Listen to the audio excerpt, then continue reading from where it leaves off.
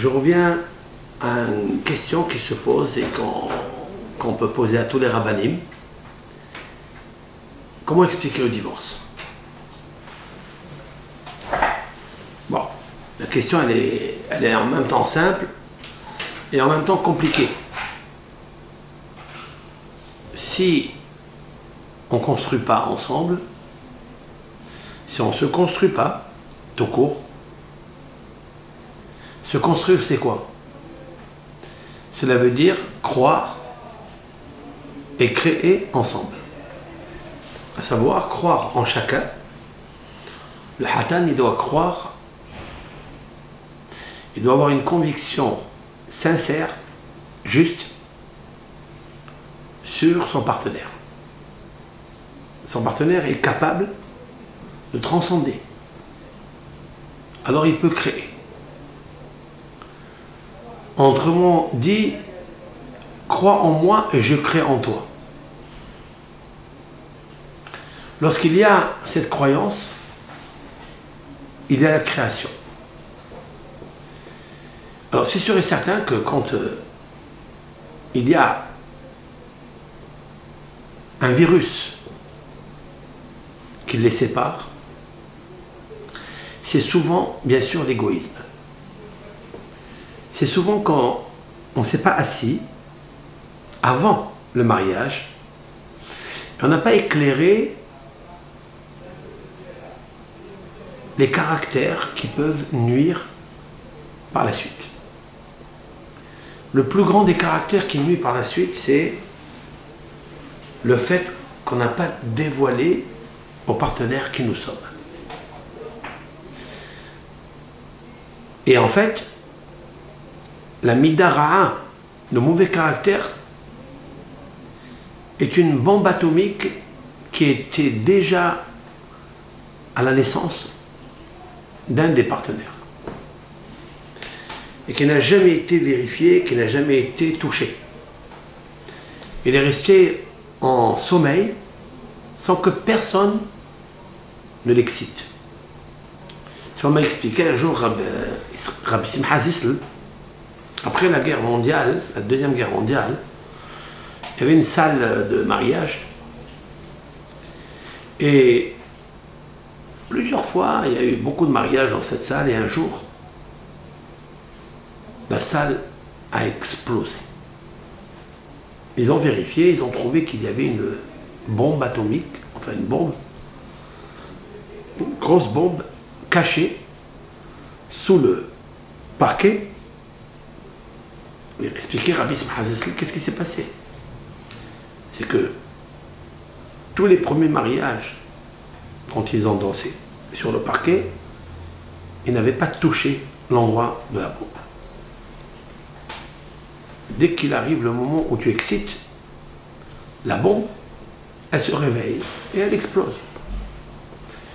Les mauvais caractères sont les bombes qui dorment, qui sont en sommeil. Il faut un travail et une persévérance dans ce travail. Ce sont les maladies de la neshama. Les maladies de la neshama sont comme les maladies du corps. Explique Maïmonide et aussi le Ran, Rabbeinu Nissim, qui a vécu au XIVe siècle, fin du XIIIe siècle, qui a écrit un commentaire sur le Talmud. Il dit Holot nefesh kehol otan agouf. Les maladies du corps existent, on peut les guérir, il faut les guérir. La Torah a donné la permission aux médecins de guérir, d'aller chez le médecin. Mais les carences, les maladies de la neshama, du nefesh, on ne va pas voir un médecin. On ne connaît pas le médecin. Le Hazon Ish, Rabbi Avraham Yeshayahu Karlitz, Zatzal, de mémoire bénie, a écrit dans une des lettres qu'il a écrites à ses élèves, à ses talmidim, j'allais dire les enfants, mais il n'avait pas d'enfants, Hazon Ish, ses élèves sont ses enfants. Al-Tikre Banaïr et la Bonaïr. Les enfants s'appellent Banim. À Marabi Akiva, les enfants s'appellent les Talmidim. Ce sont les Banim. Ce sont les vrais Banim. Parce que les Banim sont Bonaïr, c'est-à-dire ceux qui te construisent. Un élève peut construire son maître. Comme a dit Rabbi Eliezer, je peux apprendre d'un maître, je peux apprendre aussi d'un élève, d'un camarade, mais plus encore d'un élève. Hazonish a dit que un Rambam a dit que celui qui est malade de l'âme, il doit aller dans un désert. Il doit aller se reposer dans un désert, méditer, s'éloigner de tout ce qui peut créer en lui la jalousie, la colère, la rancœur. Il doit aller dans un désert, comme ça il médite, comme ça il réfléchit, il se repose. La méditation, c'est la source. Grâce à l'isolement, on arrive à la méditation. Ça, c'est Maïmonide qui a dit ça dans le Guide des Égarés. Cependant, Hazonish, aujourd'hui, a dit qu'il va aller dans un désert. Il a dit que la yeshiva allait rencontrer un rave, parler avec lui, verser un petit peu son cœur. Le rave, il peut déceler quelle est la causalité, quel est le caractère qui cause en lui tous ces défauts, toutes ces disputes, tout cela grâce à qui? Grâce à la méditation, grâce à un maître qui peut comprendre la maladie de l'âme. Il existe plusieurs maladies. Si on n'a pas guéri, par exemple, la différence qu'on a fait dans une maison, des fois, des parents font des différences entre les enfants. Ça arrive. C'est arrivé à Yaakov Avinu. Yaakov Avinu, il a fait une différence entre les garçons. À Yosef, il a bien choyé, chouchouté, il lui a donné une belle tunique en soie. Qu'est-ce qu'elle coûte, cette tunique? Elle ne coûte pas beaucoup d'argent. Et à cause de ça, on est descendu en Égypte. Il y a eu des histoires entre les frères. La Torah, elle marque quelle est la carence, quel est le caractère négatif qui est sorti de là, la jalousie. La Mishnah nous dit Adam ben Abanim, un homme, un papa ne doit pas faire une différence entre les enfants. Alors des fois ça n'a pas été guéri, ça n'a pas été explicité, c'est caché à l'intérieur de la personne et à quel moment ça se réveille, parce qu'on le touche. Par exemple, on voit une différence entre l'un et l'autre, entre le mari et entre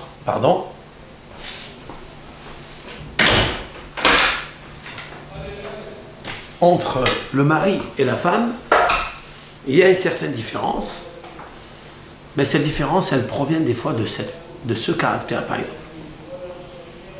Il nous faut s'atteler, s'évertuer à faire tikkun amidot. C'est une hashkafa avec une mahshaba, c'est une ambition.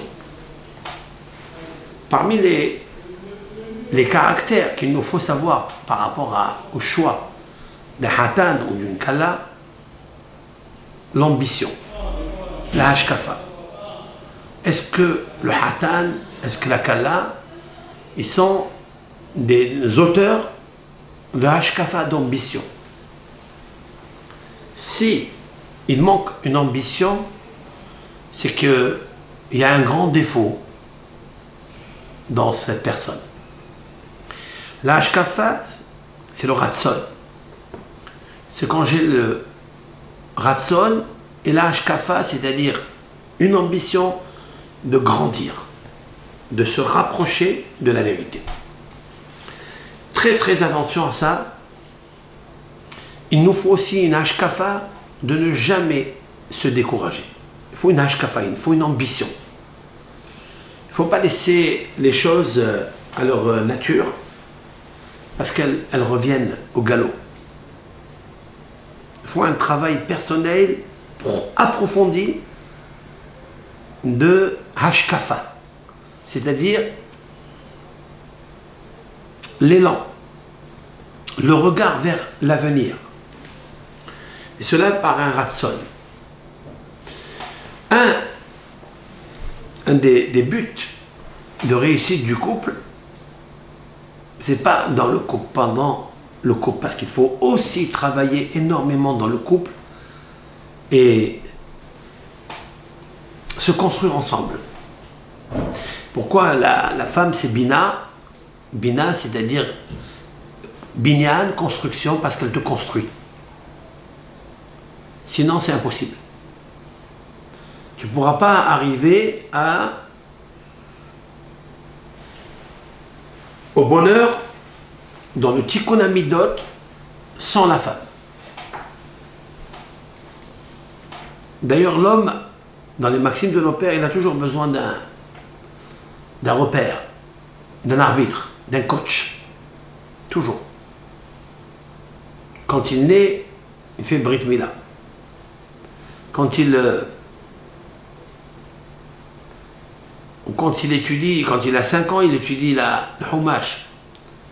Quand il a 10 ans, il étudie la Mishnah. Quand il a 15 ans, il étudie la Gemara. Chaque fois, il a besoin d'un maître. À 5 ans, il a besoin d'un maître qui lui enseigne la paracha. À 10 ans, un maître qui lui enseigne la Mishnah. Des fois, c'est le même, des fois, c'est pas le même. Ça veut dire que l'homme, on ne peut pas le laisser sans coach. Et à 18 ans, il se marie. Quel est le coach de ce monsieur? La femme. Il a besoin d'un maître. Et le maître du mariage, il est plus grand que le maître de la Mishnah et du Humash et de la Gemara. Parce que tout le but de l'étude de la Mishnah, tout le but de s'imprimer de connaissance de la Torah, de l'intégrer, c'est justement de devenir un homme pour pouvoir affronter le coach qui s'appelle Madame, la femme, à 18 ans. C'est-à-dire que toutes ces années d'études jusqu'à 18 ans, que pour être high, pour vivre avec une femme. Vous avez vu combien il lui faut d'énergie, combien de connaissances, combien d'expériences à travers les textes de la Torah, à travers les textes de la Mishnah, le Talmud. Tout ça pourquoi? Pour comprendre une femme. Pour le joug de la femme. Mais qu'est-ce qu'il a gagné dans toutes ces années d'études? La hashkafa, c'est-à-dire l'ambition. Parce que comme il est dans l'étude de la Gemara, il est obligé d'affronter des textes qui des fois sont fermés, sont obscurs. Et par ce maître va lui aiguiser son esprit, il va lui aiguiser aussi le sentiment de réflexion pour pouvoir faire un discernement entre une question, une réponse et une question sur la réponse, etc. On va l'habituer à élargir le sentiment du cœur. Pourquoi tout ça? Pour qu'à 18 ans, il puisse affronter le coach qui n'est pas évident de comprendre et de connaître. C'est par des années, ce sont des années de patience, mais grâce à la hashkafa, grâce à l'ambition, tu peux arriver. Donc, qu'est-ce qu'on apprend à un couple? On leur apprend qu'avant de devenir couple, il faille d'abord se construire dans son propre éducation lui-même et à l'école, bien sûr, mais l'école ne peut rien faire, ne peut pas faire grand-chose, si ce n'est qu'à la maison, c'est-à-dire par les parents qui a expliqué, Rabbi Israël Salanter, que l'éducation des enfants commence 18 ans avant le mariage. C'est ce que je viens d'expliquer. Et donc on a après des séquelles qui s'enracinent dans les enfants, c'est des fois la génétique, des fois c'est les midotes. Les midotes s'enracinent dans les enfants et on se voit après avec une bombe atomique qui est restée en nous, qui était déposée, qui était en veilleuse, et puis si on appuie dessus, elle explose. Une personne qui, chez elle à la maison, un garçon, une fille, était constamment en train de se heurter, de se cogner, de se disputer avec sa sœur ou avec sa mère ou son père, et qu'il y avait cette différence, cet écart, qu'elle n'a jamais travaillé pour amender ça, ça sera très difficile pour elle de vivre, ou lui de vivre avec un couple. Très difficile. Pourquoi? Parce qu'il n'a jamais essayé d'enlever la bombe qui est en lui. Et donc ça va se répercuter, ça va se réveiller pendant le mariage. Pour cela, il faut, dans le midbar à l'époque, mais aujourd'hui il n'y a pas de midbar. Il faut aller voir un rav, il faut consulter un maître qui peut comprendre dans Halat al-Nefesh. Pas seulement un professeur du corps qui comprend d'où viennent les failles, d'où viennent les causalités qui affaiblissent ce corps, mais celui de l'âme. Et celui de l'âme, c'est très difficile de savoir quels sont les points qui gênent en fait une neshama. Ça, il faut tikkun amidot. Il faut étudier dans les Sfarim, Akdoshim, dans la Gemara aussi. Bien sûr, dans la Gemara, il y a plusieurs épisodes, anecdotes, où on peut comprendre des choses merveilleuses. Par exemple, la Gemara raconte que Abaye, un des maîtres du Talmud, a entendu dans le chemin un garçon et une fille qui se promenaient, qui étaient célibataires, qui se promenaient ensemble et ils parlaient de tout. Ils parlaient un peu d'Ashkafa, ils parlaient un peu de Torah, et Abaye les a suivis.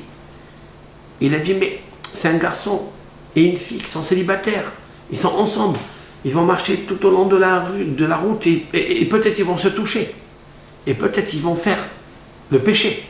Il les a suivis. Et Abaye qui était un Hacham Gadol d'Israël, il a vu qu'à la fin, ce garçon et cette fille se sont séparés sans se toucher. Il a dit, Abaye, quel tzadikim, quel tzadikim, ces deux garçons-là, ces deux personnes. Il a dit, je ne sais pas si c'était moi que j'aurais tenu dans le Nisayon, dans l'épreuve. Ça veut dire quoi? Ça veut dire que le Yisra est très grand. Si un Yisra, on ne travaille pas dessus, on ne le calme pas, on ne l'adoucit pas, il reste fort. Mais aujourd'hui, il ne te gêne pas. Mais demain, quand tu appuieras dessus, ce sera une canonnière, ça sera une bombe atomique. C'est pourquoi il faut travailler énormément. Maintenant, comment reconnaître? Donc voilà pourquoi, des fois, quand on n'a pas bien vérifié le diamant qu'on va prendre, ben, il nous arrive des choses catastrophiques. Et d'où ça vient ce divorce-là? Il y a un autre facteur qui joue le divorce. Pas seulement les caractères qui ne s'entendent pas. Même si, par exemple, des fois, la femme, elle remarque que le mari ne fait pas très attention à elle. Ça arrive dans tous les cas. Si elle a une patience, si elle a une ashkafa, elle peut calmer les choses. Elle peut calmer l'incendie. Mais si elle peut calmer, ça arrive. Elle doit laisser aller. Elle doit faire semblant qu'elle n'a pas vu. Ou le contraire aussi. Mais ça, c'est pas évident. Si elle est habituée à s'emporter, elle était habituée chez elle à la maison, ou bien à l'école avec ses copines, ou avec ses copains, ils s'emportaient, ça sera très difficile d'arrêter cet empressement d'emportement, et ça cause beaucoup de dégâts. Si vous avez les deux personnes qui habitent dans la même maison qui s'emportent, je ne sais pas qu'est-ce qu'on ferait de ce couple. C'est pourquoi il y a une séparation, il y a un entêtement, parce qu'il n'y a pas eu une hashkafa, c'est-à-dire une ambition. Il fallait vérifier, est-ce que cette personne-là voulait arriver à le Gaon Baal Stipler, Rabbi Israël Yaakov Kanevsky, dans son livre, il a expliqué dans Haya Olam, dans son livre Haya Olam, a expliqué que il est préférable des fois d'avoir un garçon ou une fille moyenne. Il a toujours dit qu'on n'a pas besoin des fois Baal Kisharon, quelqu'un qui est super intelligent, qui est studieux, qui est grand, qui est riche. Non. C'est mieux de choisir une personne qui est moyenne. Mais avec une hashkafa. Une hashkafa, ça veut dire une sincérité d'ambition. Ça suffit. Lorsque on lui demandait tout le temps quel est le genre de gendre à avoir, il leur disait Benoni, moyen, mais studieux. C'est-à-dire quelqu'un qui est carré dans la droiture, quelqu'un qui s'arrange, quelqu'un qui s'améliore. C'est mieux celui-ci que quelqu'un qui a une extraordinaire connaissance en Torah ou une intelligence extraordinaire. C'est mieux un moyen. Le Rav Itzel Mivologine, c'est un grand hacham de Vologine. On lui a demandé un jour quelle est la sorte de gendre que tu voudrais. Il a dit, j'ai choisi déjà. Alors il n'était pas brillant en Torah.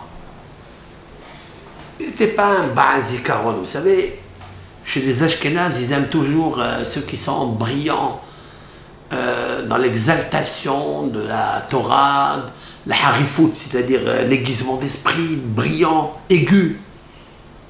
Et lui, il a dit, non, j'ai choisi le mien. Et il y a beaucoup de sa famille qui n'étaient pas pour cela. Parce que le gendre qu'il a choisi, c'était un gendre moyen, très moyen. Alors un jour, ils lui ont demandé, mais pourquoi tu as choisi cet homme-là? Pourquoi ce bahour? Pas un autre. Dans ta yeshiva, tu as des brillants élèves. On appelle ça en hébreu des Elohim. C'est-à-dire des garçons d'une mémoire d'éléphant, d'un aiguisement d'esprit tel, d'une ruse. Il a dit non. Il a dit, je vais vous dire pourquoi. Il a attendu le Motsai Kippour, la sortie du jour de Kippour. Qu'est-ce qu'on fait tous? On va chez nous à la maison, on rentre chez nous, on s'installe, on se lave les pieds, on se repose un peu, on prend un bon café, etc. On mange, et puis on discute. Puis la vie, elle revient comme avant. Il leur a dit, venez avec moi. Après, il les a pris avec lui à la yeshiva, et il a entrouvert la porte gentiment, il leur a montré l'élève qui deviendra son gendre par la suite. Il leur a dit, nous voilà ce que je vous ai dit. Est-ce que tous ces élèves que j'ai dans ma yeshiva, est-ce qu'ils sont revenus au Beth Midrash étudier la Torah pour montrer l'amour à Hachem, pour montrer qu'ils ont pris une très bonne décision d'augmenter dans l'étude de la Torah, qui est la plus grande et la plus importante mitzvah de la Torah, l'étude de la Torah. Même Motsai Kippour, vous avez vu qui vous êtes en train de voir? C'est celui qui est moyen, celui qui doit répéter et réviser constamment son étude, mais d'une façon assidue. C'est-à-dire la hashkafa. La hashkafa, c'est le ratson, on va l'expliquer autrement, c'est connaître un garçon ou une fille qui a un ratson hazak, fort, une volonté forte, ratson arour, une volonté longue, et ratson tahor, une volonté pure. Même si elle est moyenne, mais cette volonté, elle est puissante. Elle est longue et elle est pure. Autrement dit, quand elle est pure, elle est longue et elle est forte. Voilà tous les élèves qui avaient une bonne volonté, qui avait une très grande hashkafa. Mais le fait de savoir que étudier le texte, il l'enregistrait, l'imprimer rapidement, il ne revenait pas à l'étude, il ne revenait pas. Donc ça montrait un manquement d'amour par rapport à la Torah. La Torah, c'est quoi? La Torah, c'est une femme, dit le Talmud. La Torah, on ne peut pas, pour ceux, bien sûr, je parle ici d'un niveau de... Hein, ça n'a rien à voir avec le couple, mais je veux apporter des anecdotes que il y avait des Talmidei Chachamim qui ont été choisis, pas par rapport à leur grandeur, par rapport à leur connaissance, non, par rapport à leur hashkafa. Hashkafa, ça veut dire le ratson qui était fort, même s'il était moyen, mais qui était long, mais qui était pur. Ce garçon étudiait après à la yeshiva, même après Mosaï Kippour, chose que pratiquement personne ne fait. Cela montrait la hashkafa. Et qui était cet élève-là, qui était devenu son gendre? C'est le Natziv. Le Natziv, c'est Naftali Tzvi Yehuda Berlin. Celui qui a écrit des dizaines de livres, bon, plusieurs livres, qui est devenu un des plus grands maîtres de la Torah, qui a laissé des ouvrages merveilleux dont profitent aujourd'hui tous les grands aiguisés d'esprit et intelligents. Par rapport à quoi? Par rapport à, même s'il était moyen, par rapport à la hashkafa. Toujours choisir un hatan. Bien sûr que si la paresse, la fainéantise, le laisser aller et son âme, c'est sûr et certain que ça, c'est pas bon.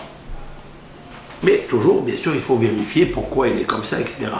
Mais aujourd'hui, on n'a pas le temps de vérifier tout ça. Il faut scruter et analyser. Et c'est la raison pour laquelle il faut toujours passer par un rav, par un médiateur qui conseille. Il ne faut jamais écouter le chatran, le marieur, lui, parce qu'il veut toucher un peu d'argent.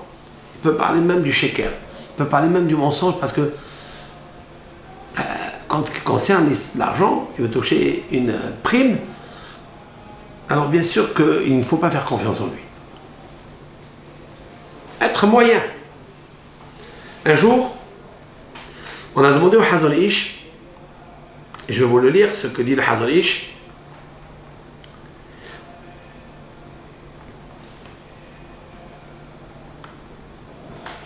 Que le monde se trompe. C'est-à-dire, les gens du monde se trompent. Toujours on dit, et c'est un verdict, c'est une parole qui est dans notre bouche, Banim Tovi, des bons garçons, des bons enfants, c'est-à-dire l'éducation, En biyada Adam livhar le'asmo. Ce n'est pas l'homme qui choisit pour lui. C'est-à-dire, vous pouvez avoir des bons enfants, même si vous ne faites rien. Ça, on dit que c'est un mazal, c'est une chance. Comme ça, les gens disent. Et on doit accepter ce que l'Éternel il a occasionné. Par contre, choisir des bons hatanim, ça, c'est quelque chose que moi je peux. C'est vrai? Quelque chose que moi je dois vérifier, etc. Et en vérité, le gadol dit c'est pas vrai. Un grand de la génération a dit que c'est pas vrai. Au contraire, le zivoug nikba, le zivoug d'une personne, il est déjà décidé 40 jours avant la formation du fœtus. C'est incroyable. Par contre, les garçons, les bons garçons, la bonne éducation, ça, tu dois travailler, tu dois faire le amal pour obtenir un bon guidoul. Et la vérité, notre génération, elle a un manque d'investissement de hashkafa par rapport au hinour. Ça ne marche pas un bon hinour, un mauvais hinour, mina shamaïm. C'est pas possible. C'est pas vrai. Et on a vu. C'est vrai qu'il y a des exceptions. Des exceptions où les parents ne sont pas religieux. Ils sont peut-être des fois un petit peu traditionnalistes. Un tout petit peu. Mais leurs enfants sont brillants. Ils ont une hachamaïm, etc. Vous savez pourquoi? Parce que les parents, même s'ils sont ignorants, mais ils ont des midotes de vote. Ils ont inculqué à leurs enfants la bochette panim, c'est-à-dire la honte du visage, la pudeur du visage. Si vous analysez, vous trouvez que les parents qui sont un petit peu hatsoufim, c'est-à-dire effrontés, ils ont des enfants effrontés. Alors des fois, ces enfants, bien sûr qu'ils peuvent changer par un bon enseignement dans une école ou influencés par des bons camarades, ils peuvent changer. Ça existe aussi. Mais un mauvais hinour ou un bon hinour ne dépend pas en fait du ciel. Il dépend de toi. Par contre, un bon zivoug, celui-ci, il dépend du ciel. Seulement, comme nous l'avons expliqué, il faut beaucoup de prières. Il ne faut surtout pas économiser et se décourager par les prières que l'on fait pour avoir un bon hatan ou une bonne kala. Mais ce n'est pas la peine de chercher un chidour avec un garçon qui est extraordinaire, non. Ou une fille qui doit avoir des qualités, une élégance, une richesse ou une intelligence suprême, non. Tu n'as pas besoin. Puisque Hakadosh Baruch Hu, il a décidé que la fille de tel est pour un tel. Mais la fille de tel, tu ne la connais pas. C'est Hachem Yitbarach qui l'a choisie pour toi. Elle peut être très intelligente. Mais si tu trouves qu'elle n'est pas, si elle est moyenne, construis avec elle. Parce que c'est avec elle que tu peux construire. Et comme je viens d'expliquer, que ça n'est pas un Baal Kisharon, quelqu'un qui est l'auteur d'une grande intelligence, c'est celui-là qu'il faut choisir. Ou une femme qui est docteur, qui est spécialiste, je ne sais de quoi, c'est celle-là qu'il faut prendre. Non. Non, non. C'est Me'et Hachem Bar. Hachem, il sait que c'est celle-là qu'il te faut. Alors maintenant, qu'est-ce que ça veut dire? C'est pas un puzzle que facilement tu peux... Il y a des puzzles où c'est facile de les composer et de faire le canevas. Non. Il y a des fois des puzzles, ou des puzzles, hein? Il y a des puzzles difficiles à construire. Mais tous les pions, tous les objets sont là pour préparer ce puzzle. Mais c'est très difficile des fois de trouver la place de l'un et de l'autre, certes. Mais on peut arriver à le construire. Et des fois, les ivogim que Hachem il t'a donné Min Hashamaim, tu n'as pas choisi, tu as prié Hachem, mais c'est très difficile à le construire. Et c'est là où le travail commence. Le travail commence là.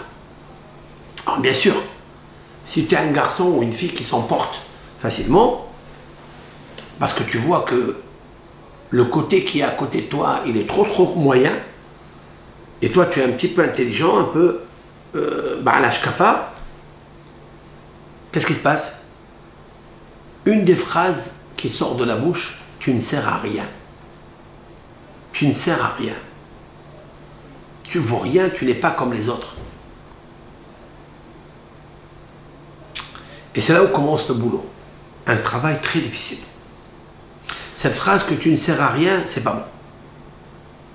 C'est-à-dire que même quand tu la serres dans la main, elle te dit tu ne sers à rien. Alors c'est quoi? C'est une serre où poussent des artichauts, des tomates. Ça sert à quoi? Dire une phrase comme ça, cela veut dire que, en fait, tu es jalouse ou tu es jaloux.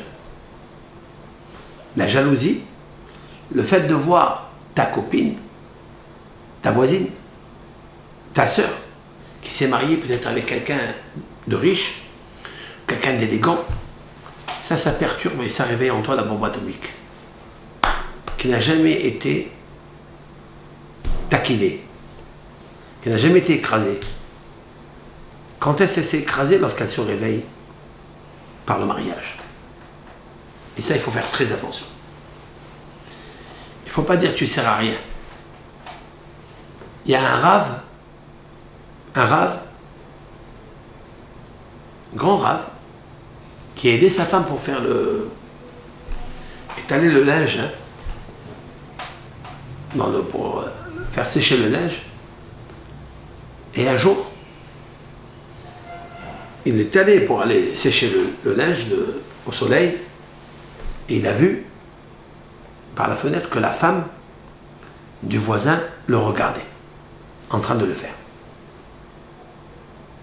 Il est rentré chez lui à la maison, il a dit à sa femme, je ne pourrai plus étaler le linge, sécher le linge à l'extérieur. Il a dit pourquoi? Alors le Rav lui explique, il dit c'est bien d'aider ma femme, il n'y a pas de problème, ça je le ferai à l'intérieur de la maison. Mais le fait de sortir dehors et que la femme du voisin me regarde en train de le faire, ça peut causer une dispute avec son mari. Qu'est-ce qu'elle va lui dire, cette femme? À moi, jamais tu as fait une chose pareille. Regarde, monsieur tel, il est en train d'aider sa femme, il est en train de faire un travail qui, peut-être, c'est pas son rôle, c'est pas sa mission. Hein? Puisque les besoins de la maison, c'est la femme, elle est faite pour ça. En fait, elle n'est pas faite pour ça, mais elle est préparée pour ça. Préparée pas à l'école, par l'école céleste. Akadosh Baruch Hu, il a dit En Isha el Alebanim. La femme, elle se marie avec un homme pour lui donner des enfants. Banim, parce qu'elle est le binyan. Elle est bona, elle construit le mari par les enfants. C'est vrai. Parce que les enfants, ils s'appellent au nom du mari. Ils garderont toujours le nom les mishpachotam, les bet avotam, du mari. C'est-à-dire le nom Cohen qui se marie avec une autre famille, on prend toujours le nom du mari. Elle le construit par les enfants. Ces enfants continueront à s'appeler Cohen. En Isha el Banim, et de lui donner les banim, de lui donner les enfants. En Isha el Yofi. La femme, elle se marie pour embellir son mari. Comment elle embellit son mari? Elle embellit la maison. C'est elle qui structure l'organisation, l'ordre de la maison. Attention à l'ordre de la maison, c'est la femme. C'est pourquoi une femme, chez elle à la maison, avant de se marier, c'est bien qu'elle aide sa maman à repasser, à débarrasser, s'occuper du linge. Parce que ce caractère qu'elle acquiert, ça devient une seconde nature chez elle à la maison quand elle se marie. Ça l'aidera. Et des fois, il arrive beaucoup de disputes sur ça. Parce que le mari, il sait qu'une femme, elle est pour le yofi, pour la beauté, l'acoustique de la maison. Et quand il voit, par exemple, qu'elle ne le fait pas, elle n'aime pas, il y a beaucoup d'histoires, beaucoup de problèmes qui se causent à cause de ça. Donc c'est une hashkafa. Ça relie avec bien sûr avec l'éducation que les parents lui donnent. C'est pas évident, parce que même les parents, des fois, eux aussi, ils font pas attention. Donc ce qu'un enfant il voit chez lui à la maison, il va le reproduire chez le mari. Et donc c'est un problème de hashkafa. Une bonne hashkafa, ça répare tout. Ça répare toutes les midotes. Si j'ai une hashkafa. Même si c'est une hashkafa, c'est-à-dire une ambition toranique, bien sûr, une hashkafa de construction, de projet, de programme, ça aide énormément au tikkun hamidot. Comme ça a expliqué le Hazon Ish, de mémoire bénie, dans son livre Emunah Bitachon, que il nous faut s'atteler, s'évertuer à arranger une qualité, mais d'une manière complète, parfaite. Et lorsque tu as réussi avec une, parce qu'il y a un acharnement, il y a un investissement, si tu arrives à arranger une, tu éclaires tous les autres défauts que tu as. Comme une bonne lumière qui peut éclairer les ténèbres d'une chambre. Cela, le Hazon Ish a expliqué, et je sais bien de rappeler ce que nos sages, dans les maximes de nos pères, ont dit que Rabban Yohanan Mezakai, Rabban Yohanan, hein, qui était l'élève de Hillel Azaken, comme le stipule la Gemara dans le traité Tamid, page 28a, que Hillel avait 80 élèves, parmi eux Rabban Yohanan ben Zakkai. Et Rabban Yohanan ben Zakkai, qui a vécu d'ailleurs à la destruction du deuxième temple, Rabban Yohanan ben Zakkai, le Talmud dit qu'il connaissait le dialogue de deux arbres qui bougent par le vent. On appelle ça Sihat des Kalim. C'est un dialogue des arbres. C'est-à-dire les arbres, ils parlent, mais nous, on ne comprend pas ce qu'ils disent. Et lui, il percevait leur dialogue. Sihat Shedim, il connaissait le dialogue des démons. Sihat Ofot, Siporim, il connaissait le dialogue des oiseaux, etc. Et que si les océans étaient de l'encre, et que les arbres étaient des plumes, et que le firmament céleste était des parchemins, on n'aurait pas écrit. Ça ne suffit pas d'écrire le 1/60e de sa sagesse. C'est incroyable. Et qu'est-ce qu'il a dit à la fin de sa vie à ses élèves? Est-ce qu'il leur a dit, apprenez comment comprendre le langage des oiseaux, ou le langage des démons, ou le langage de je ne sais quoi? Il avait 5 élèves. Il leur a dit une question, on leur a posé une question. Et il leur posait toujours cette question. Ezohi midda tova sheidbak ba'adam. Quelle est la bonne qualité qu'un homme il doit s'attacher à elle? Une seule. Midda tova, une. Un il dit aïn tova, d'avoir un bon œil. Et il dit avoir un bon voisin. L'autre il dit etanolad, celui qui voit le futur. Il est un qui dit Leftov, un bon cœur. Avoir un bon cœur. Maintenant, le Rav, chacun a dit ce qu'il a dit, et le Rav a donné donc le verdict qui a gagné le pari. Le Rav, c'est le juge, le jury, et il dit Ro'eani et Rabbi Elazar ben Arach. Donc c'est Rabbi Elazar, fils de Arach, qui a dit Leftov, avoir un bon cœur. Il a dit Ro'eani et Divrei Elazar ben Arach, Yoter mi Divrechem. Chez Bichlal Devarav Divrechem, je vous explique. Je vois que la qualité de Leftov, c'est la meilleure. Et toutes vos qualités, c'est-à-dire avoir un bon œil, avoir un bon voisinage, un bon voisin, celui qui voit le futur, etc., toutes ces qualités sont incluses dans celle de Elazar ben Arach, qui est donc Leftov. Explique le Hazon Ish, cette Mishnah. Il explique que il leur a demandé, Rabban Yohanan ben Zakkai, quelle est la qualité principale où sont incluses toutes les autres qualités. À savoir que si tu travailles avec acharnement, même avec difficulté pour acquérir une, mais parfaitement, tu trouveras en elle incluses toutes les autres. C'est ça la question que leur a demandé. Ezohi mida tova. Qu'est-ce qu'une bonne qualité? En quoi consiste une bonne qualité? Shidbak ba Adam, qu'un homme doit s'attacher toute sa vie à elle. Et alors, il y en a d'autres. Il dit les autres, c'est pas la peine. Ça sera un commentaire. Elles sont incluses dans celle-ci.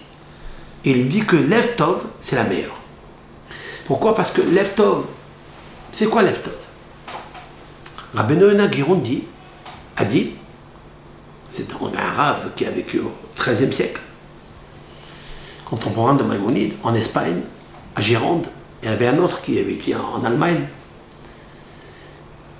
Il a dit que Leftov, c'est-à-dire Lev Metoukan, c'est un cœur modifié, un cœur arrangé, préparé. On ne peut pas préparer un cœur, le modifier, si on ne travaille pas. Et pour travailler, il faut avoir une hashkafa, il faut avoir une ambition.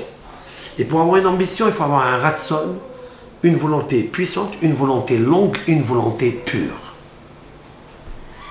Alors, tu acquiers le Leftov. Si quelqu'un il a un Leftov, Akadosh Baruch Hu, il lui fait regarder l'avenir.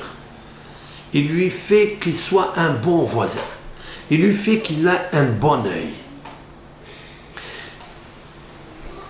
Dans le couple, on doit travailler énormément le bon œil et le Leftov. Énormément. Et ça s'éduque à la maison. À l'école, on peut avoir des aperçus, on peut avoir un petit peu des informations, mais ça ne suffit pas d'éduquer et de fouetter le cœur cupide, imbécile, le lèvera, le mauvais cœur, méchant. Il est méchant pas parce qu'il est cruel, il est méchant parce qu'il n'a pas travaillé. Et quelqu'un qui ne travaille pas ses midotes, Maïmonide dit qu'il est cruel. Maïmonide, dans les lois relatives à la connaissance, il dit que celui qui n'arrange pas son caractère, il est cruel. Ça veut dire quoi? Ça veut dire qu'il n'aime pas son âme. Ça veut dire qu'il n'a pas d'ashkafa d'adoucir son âme, de lui donner le bonheur à son âme. Alors bien sûr, se marier avec un cruel, c'est cruella. Et croyez-la. Et on ne peut pas croire en quelqu'un qui ne veut pas créer. Et il nous faut mettre une croix, tout court, sur la création de ce couple. Et c'est pourquoi,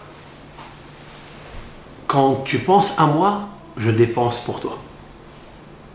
Si tu penses à moi, alors je dépense pour toi. Ça veut dire quoi?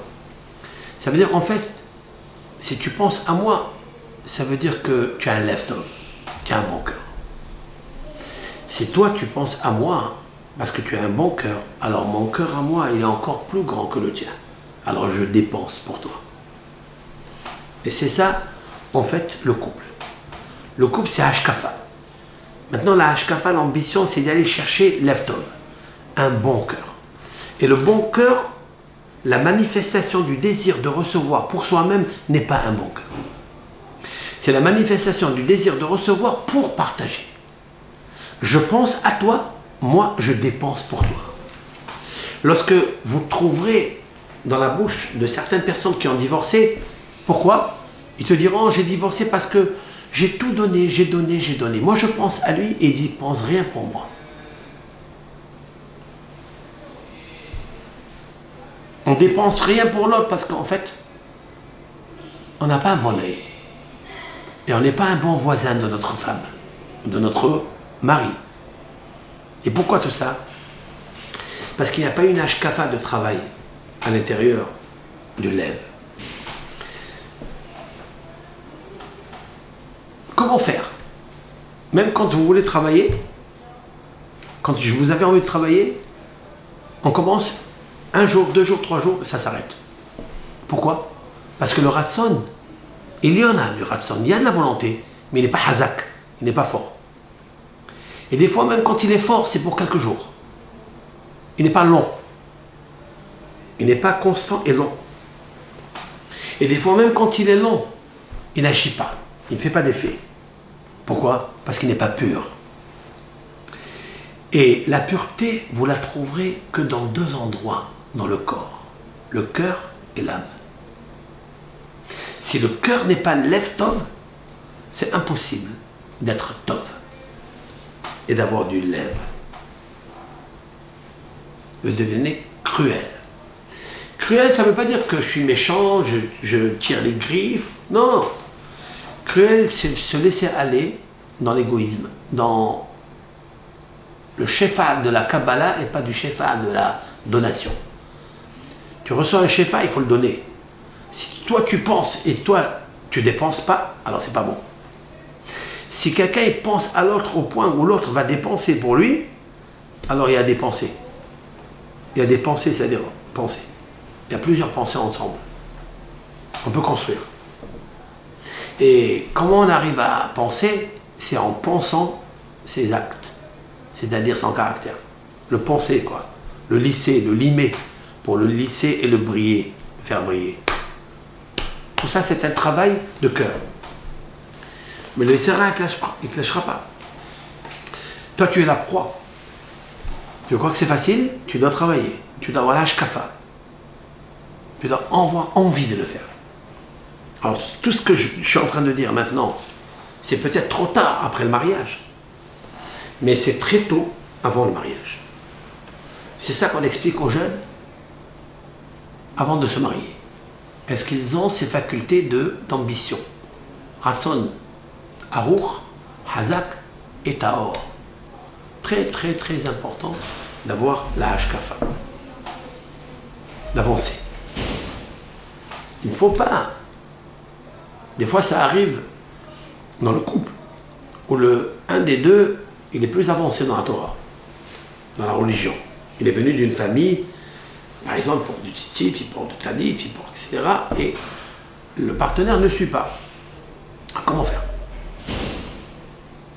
Maintenant, il faut casser la maison. Hazbe shalom. Je préserve. Jamais on conseille à quelqu'un de divorcer. Ça arrive des fois, par exemple, elle n'est pas chômeur à Shabbat. Elle est venue d'une famille qui n'est pas du tout religieuse, même pas traditionnaliste.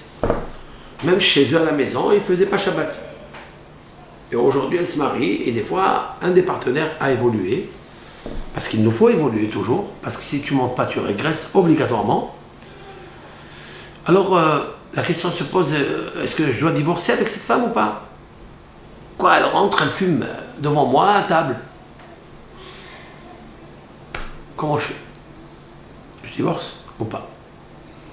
Alors, il y a une seule chose qui est très importante, qu'il faut savoir, que si par exemple, la femme, elle te dit, moi je ne veux pas aller au mikvé, je ne peux pas le faire le mikvé, je ne veux pas.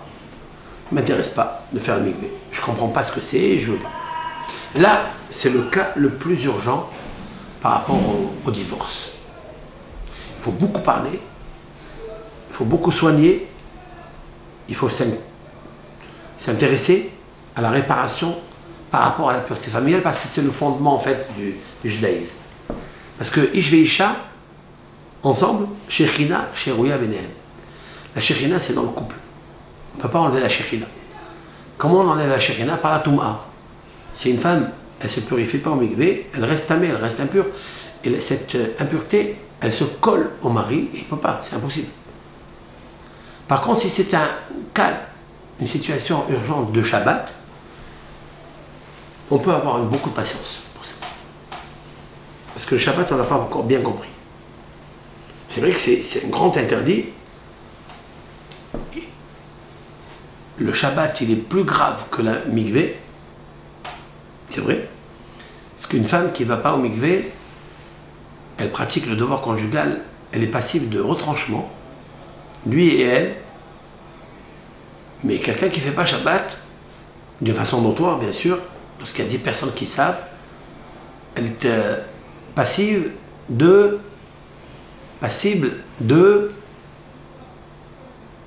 skila, c'est-à-dire lapidation. Autant de la Torah, bien sûr, avec toutes les conditions requises. Hein. Mais on voit que c'est un niveau de châtiment, enfin, de réparation. Hein.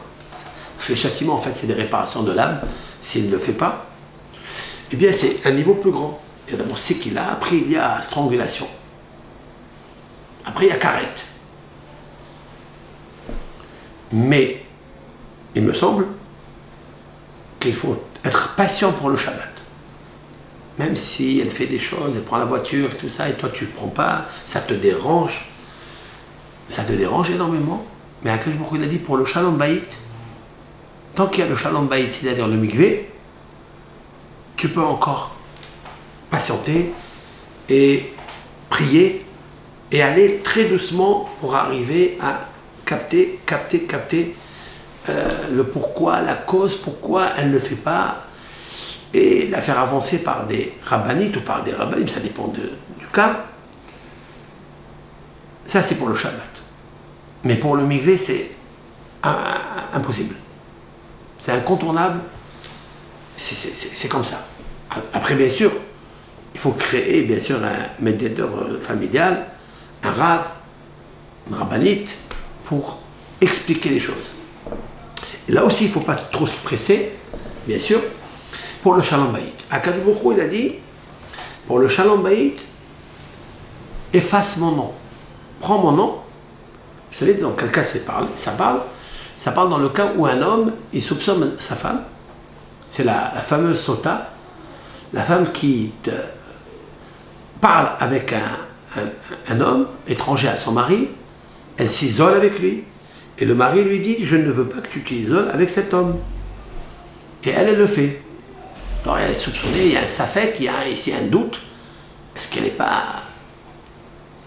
Elle n'est pas, entre guillemets, une prostituée? Quel est le cas? Dans le Beth Amikdash, il y a juste un safek, il y a un doute. Il n'y a pas eu deux témoins qui l'ont vu en train de pratiquer la Havera. Qu'est-ce qu'on fait? Au temps du Beth Amikdash, on devait l'amener chez le Kohen, et le Kohen va lui parler, il va lui dire « Est-ce que tu n'as pas fait ça ?» Elle dit « Non. » « Est-ce que tu n'as pas fait ça ?» Non. Puis, il va prendre le nom, et va prendre la paracha, toute la paracha. Dans cette paracha est inscrit le nom de Dieu. Il écrira sur un parchemin avec de l'encre. Il prendra ce parchemin avec l'encre où il écrit le nom de Dieu et il le plonge dans l'eau lustrale. Et cette encre, avec le nom de Dieu, va s'effacer, va se désagréger dans l'eau. Cette eau-là, on fait boire cette femme qui est soupçonnée. Et elle va boire cette eau. Pourquoi faire? Comment Hachem Yitbarach a une femme que son mari lui dit ne fais pas une chose pareille? Donc, dans l'évidence, elle est dans 50% dans le péché. 50% peut-être elle n'a rien fait, juste elle dialogue, elle aime dialoguer avec les gens. Ça arrive, il y a des comme ça, des constitutions qui aiment parler sans avoir des arrière-pensées. Mais quand même, il y a 50% peut-être de soupçons réels. Qu'est-ce que dit la Torah? Dieu, il dit, prends mon nom, efface-le pour une vérification. Parce qu'il se peut qu'elle n'a rien fait. Si déjà pour le Shalom Baït, Akadosh Baruch Hu, il a dit, efface mon nom. Alors bien sûr, le mikvé, c'est le nom de Dieu. Il faut faire très attention. Et là-bas, c'est pas seulement que je l'efface, c'est que à cause de ça, tu impurifies l'un et l'autre.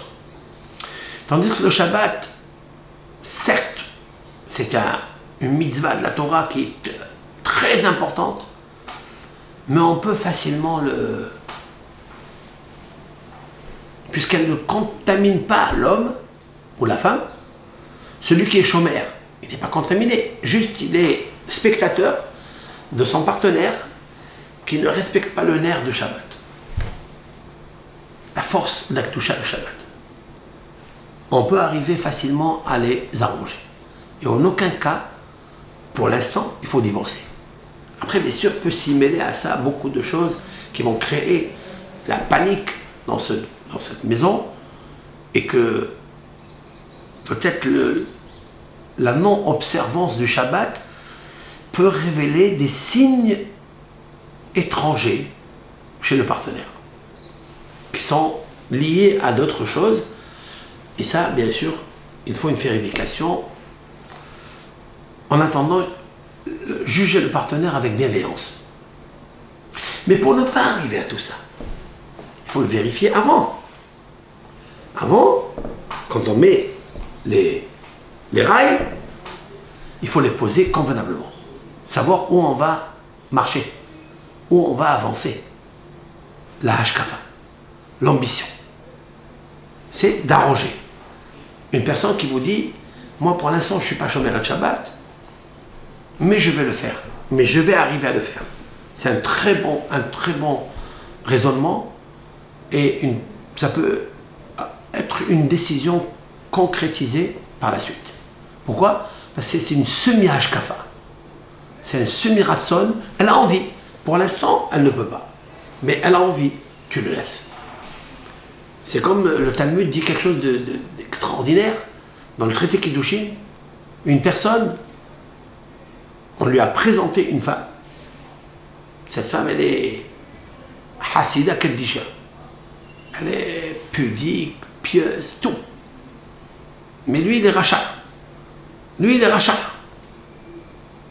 Et il lui dit, au moment où il lui pose la bague, marie-toi avec moi. Almena Tcheani Tzadik Gamour. que je suis tzaddik gamour. La Gemara dit c'est bon ou c'est pas bon? Alors qu'on sait qu'il était rachat. La Gemara dit les kiddushin y tiennent. Une partie des kiddushin y tiennent. Ça veut dire que s'il veut la quitter, il lui doit lui donner le get, l'acte de divorce. Mais pourquoi? Comment il peut dire je suis tzaddik gamour alors on sait que c'est le contraire? La Gemara, elle dit quelque chose d'extraordinaire. Quelle est la psychologie de l'homme?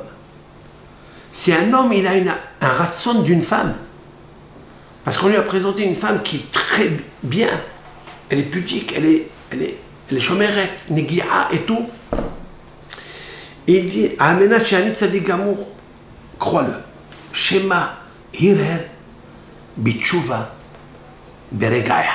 Peut-être cet homme-là, il a pensé à faire teshuva et devenir vraiment Tzadik Gamour. Ça veut dire le fait de le dire, ça veut dire qu'il a commencé le ratson et la hashkafa. Et quelqu'un qui a la hashkafa, parce qu'il l'a dit, même que hier, ses actes montraient le contraire. C'est pas grave. Il était Mehalel Shabbat. Il faisait tous les 36 coups. Mais maintenant, il a sorti de sa bouche. Il a dit, je veux le faire. Crois-le. Shema Hirel Bitshuva. Peut-être il a eu une pensée de teshuva et il va devenir tzaddik gamour. C'est incroyable. Hachamim sont descendus dans le fin fond de Kohot HaNefesh, des forces de l'âme, du Ben Israël. Mais à condition qu'il a sorti de sa bouche. Parce que s'il n'a rien dit, alors on dit dans le Talmud, Devarim Shebalev Enam Devarim. Si quelqu'un il pense à quelque chose mais il ne l'a pas dit, après coup il dit oui mais j'ai pensé ici dans mon cœur, il dit tu as pensé mais tu ne l'as pas dit, ça sert à quoi? Plusieurs personnes ils disent bon, mais oui je t'aime mais j'arrive pas à te le dire. Des amis entre amis, il dit tu sais je suis très pudique dans ça, j'arrive pas. Dvarim Shebalev Enam Devarim, ça sert à rien du tout. Si tu as quelque chose, dis-le. Exprime-le. Parce qu'en exprimant la chose, ça s'inscrute dans le cœur, ça s'inscrit, ça s'imprime, ça s'intègre. Alors, tu peux bonifier. Tu peux, à partir de là, commencer l'eftov, un bon cœur. Tout ça, il faut le vérifier. Parce qu'il y a une hashkafa, parce qu'il y a une ambition. Il y a une espérance dans quelque chose. J'attends quelque chose. Parce que j'ai envie de cette chose-là. Même si tu es moyen, c'est pas grave. Même si tu n'es pas un loup, tu n'es pas un grand homme intelligent ou une femme grandiose, c'est pas grave. L'essentiel, c'est d'être assidu avec un bon ratson, ratson hazak, ratson aruch, ratson tov, c'est-à-dire un fort, puissant volonté, longue, constante et taor, pure. Et on arrive à faire des choses. Dans une yeshiva est venu un homme richissime et il a demandé au Rosh Yeshiva est-ce que tu peux me présenter un des élèves de la yeshiva pour ma fille? Et je veux le meilleur élève. Et il est prêt à payer pour cet élève une dot grandiose, très forte. Le Rav, il le fait rentrer à la yeshiva, qu'il regarde par une vision, un œil extérieur, quel est l'élève sur lequel il peut miser en voyant comment il étudie, comment il fonctionne. Il voit le hachir, il voit un bahour, un élève, qui est assis au milieu d'une table et autour de lui, plusieurs élèves qui questionnent et lui il répond. Et lui, il dirige le dialogue entre les deux et ça fait une exaltation dans l'étude de la Torah, une ambiance exceptionnelle d'Ivrei HaKdusha, de HaKadosh Baruch Hu, de la Torah. Alors il dit au Rosh Yeshiva, il lui dit, tu vois, cet élève-là, je le veux comme gendre. Et je te donne une grande somme pour la yeshiva et je te donne, pour le hatan, je lui donne une très grosse somme. C'est celui-là le garçon que je veux. Le Rosh Yeshiva de lui répondre et lui dit, celui-là, c'est le seul fils unique que j'ai. C'est mon fils. C'est le seul unique. Et celui-là, je tiens à le garder pour moi. de Hachir. Il dit, bon, ça c'est ton fils, ok. Il a commencé encore à regarder dans d'autres élèves, et il a vu aussi, pareil, un autre élève qui était autour, d'autres camarades, et il lui dit, voilà, je sens que celui-ci, qui étudie, mais il ne fait pas trop de bruit, il lui dit, c'est celui-là que je veux. Il lui a dit, le Rosh Yeshiva, non, ça c'était pas mon fils, mais c'est un bahour pour ma fille à moi. C'est un élève que j'ai gardé pour ma fille à moi. Alors, il lui a dit, alors, en fait, il lui a fait le tour comme ça, et toute la Shiva, le Rav, il veut le garder pour moi. Alors, le Hachir, il lui dit, alors, c'est quoi ça? Tout le monde est ton fils, tout le monde est... Et pour toi, tu as combien de filles à marier? Il a dit, il dit, il faut que tu saches que ça n'est pas avec l'argent. Pas parce que tu as de l'argent. Hein? Ou peut-être parce que tu as une grande crainte de Dieu, que tu veux un bahour à ta fille, et tu me dis, je veux payer telle et telle somme. Ça ne marche pas avec l'argent. Ça marche avec les midot tovot. Si ta fille, tu l'as éduquée avec l'argent, c'est pas pour mes enfants de la yeshiva. Les enfants de la yeshiva, ils ont une hashkafa. Est-ce que cette fille-là, elle ne va pas vouloir un jour dire à ce garçon que tu es en train de voir s'exalter de l'étude de la Torah, assidu de la Torah, faire plaisir à Hachem pour la plus grande mitzvah de la Torah, tu ne vas pas lui dire de sortir travailler. Tu peux aller chercher quelqu'un qui travaille comme toi, quelqu'un qui a de l'argent. Va chercher un businessman. Qu'est-ce que tu cherches ici, un Bahor Yeshiva? Ça veut dire quoi? Ça, c'est bien pour les Bahor Yeshiva. C'est pareil pour n'importe quel statut de personnage, qu'il soit médecin, qu'il soit étudiant, qu'il soit philosophe. L'essentiel, c'est quoi? C'est le midot tovot. Même s'il est moyen, même s'il est calme. Il y a une personne qui m'a dit, je ne veux pas de mon hatan parce qu'il est trop calme. Je lui ai dit, ah bon? C'est ça? Qu'est-ce que tu veux, un tigre? Tu veux qu'il te mange? Tu veux qu'il t'éclate le visage? C'est ça? Calme, c'est les meilleurs. Mais attention, méfie-toi de l'eau qui dort. C'est pas quelqu'un qui dort, c'est quelqu'un qui est calme. Parce que quand j'ai vérifié, le partenaire était quelqu'un qui a vécu une adolescence très difficile. Donc elle veut quelqu'un qui est comme elle. Ça ne peut pas tenir. Heureusement que beaucoup t'a présenté quelqu'un qui est calme. J'ai un calmant. Elle a vécu 121 ans et sans calmant. Les cachets d'aspirine, elle les a cachés. Avec la colère, c'est caché, c'est difficile. Donc comment faire? Ça veut dire que ce que tu vois en l'autre, tu dis c'est rien. Depuis quand tu dis c'est rien? Regarde d'abord toi avec ta colère, ton énergie exagérée, excessive. Peut-être que tu ne pourras pas tenir un foyer. Tu ne pourras même pas éduquer tes enfants. Parce que au lieu de parler, tu cries et tu frappes. À quoi ça sert? Tu as cherché à Hachem Yisbarach, il t'a présenté un calme, quelqu'un de calme. Il n'y a pas mieux que ça. Oui, mais tu ne sers à rien. Tu es trop calme. Tu ne sers à rien. Tu ne sers à rien. Ça, parce qu'à l'intérieur de toi, dans ton cœur, ce n'est pas le lève-toi. Parce que tu n'as pas vu autour de toi la bonté. Alors tu es jalouse. Tu es jaloux. Les autres qui ont, et qui ont, et qui ont, tu as envie pareil. Alors, comme il est calme, il ne va pas t'apporter l'énergie qu'on a besoin pour aller chercher les énergies extérieures, qui ne sont qu'étrangères.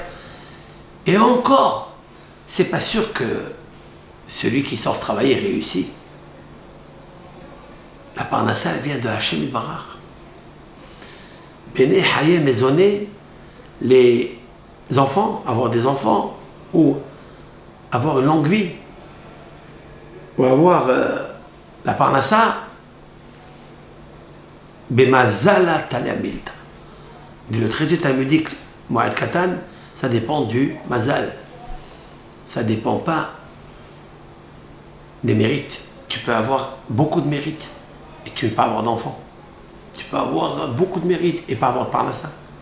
Tu peux avoir beaucoup de mérite et mourir jeune, Dieu préserve. C'est tout dépend du mazal. Donc, quand tu dis que tu ne sers à rien, pourquoi toi tu sers à quelque chose? Si le mazal t'a pas prédit que tu vas avoir des enfants, tu ne vas pas avoir le parassa. Et même si tu es forte, même si tu as tout ce que tu veux, tu es très intelligente et après. J'ai connu des gens, et même maintenant, qui signent avec leur empreinte digitale. Ils ne savent même pas écrire. Et ils sont fortunés, ils sont des milliardaires. Comment ça se fait? Bemazala talamilta. C'est Akadosh Baruch Hu. C'est lui qui donne. On a vu des tzadikim gedolim, le Hazon Ish, le grand maître de Lubavitch, Rabbi Shneur Zalman. Mais Lubavitch, le rabbi de Lubavitch, Menachem Mendel de Lubavitch, c'est un homme méritant. Combien méritant? Il n'avait pas d'enfants. Ça ne veut rien dire. Il avait des élèves, des milliers d'élèves. Et il a encore ces élèves qui continuent à faire tout le travail de rapprocher le Ham Israël à la Torah et à l'avènement messianique. Et comment?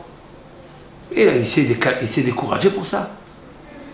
Est-ce qu'il a dit à sa femme, tu ne m'as pas donné d'enfant, tu n'es rien?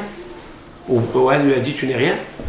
Comment, avec tu n'es rien, tu as construit des milliers et des milliers d'élèves qui sont de partout dans le monde et qui font un bénéfice communautaire pour le Ham Israël. Ils ont fait avancer le Ham Israël par quoi?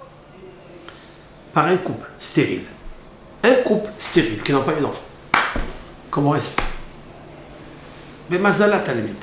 Le Gaon Hazon Ish n'avait pas d'enfant. Mais combien d'élèves, combien de livres il a écrit? Tous ces gdolim là, tous ces grands maîtres, qu'est-ce qu'ils avaient? Hashkafa. C'est-à-dire, ils ont compris pourquoi ils sont dans ce monde. Ils ont donné toute leur vie pour faire plaisir à Akadosh Baruch Hu. Et ils avaient un ratson tahor, une volonté, une hashkafa tahor, pure. Hashkafa arucha, longue, et hazaka, forte. Même que les embûches se sont dressées sur leur chemin, dans leur vie. Ils n'ont pas fait cadeau de ça. Ils ont foncé. Ils sont jetés à la mer. Cette mer-là houleuse, cette mer tumultueuse, qui s'appelle Tohuvavu, ce monde. Donc il faut beaucoup d'immunité pour comprendre le couple. Énormément de patience, énormément de bon cœur. Ça s'arrange par l'étude, par des conseils. C'est pas la peine d'y aller dans le désert. C'est d'aller dans une yeshiva, aller dans une étude, aller écouter des shiurim et avoir un maître qui vous montre le chemin, le derrière du Yesarara, des Midot.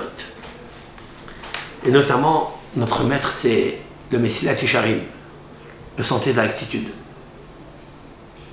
Et aussi, le Havot al-Vavot, le devoir des cœurs. Et Rabbeinu Yonah Girondi dans son classique Sha'arei Teshuvah, les portiques de la repentance. Ces trois livres-là doivent être les phares dans une maison, dans une école, dans le couple, dans le Shalom Bayit. Kol Tov Lachem, Bracha Ve'atzlacha, et Kulam.